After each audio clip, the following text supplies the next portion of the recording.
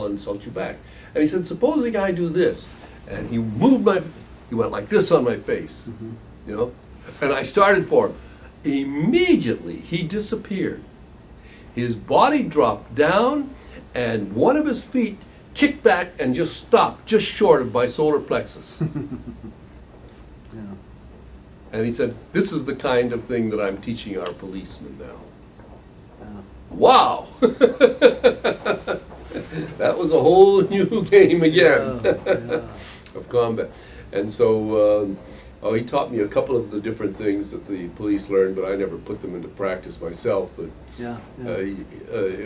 I got an appreciation of that kind of fighting there while I was still in the Philippines, before it had even hit the west coast of the United States. Oh yeah. Interesting. Mm-hmm. So after about 7 or 8 years, you leave the Philippines and you're back to.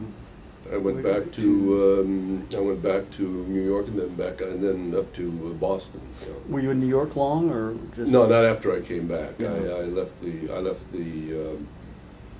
I left the pharmaceutical business because I just didn't want to be in it anymore, and Natalie wanted to raise the kids here in the United States, so I decided I might as well change. So I went into the financial business and did that for a few years, and then I was introduced to teaching the blind how to fence as part of their mobility and orientation by Larry Dargy, the former coach of Boston University.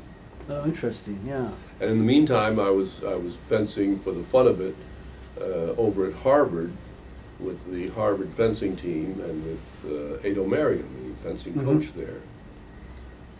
And so. So about what year is this when you're back in Boston again? Oh, this was back in 1963, 64, around there. Yeah.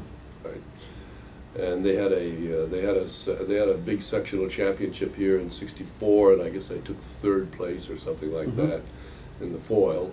By that time, I was getting to be a pretty old man, as far as competitors are concerned. This was AFLA. This was AFLA. Yeah. I guess it had just turned to the USFA by that time.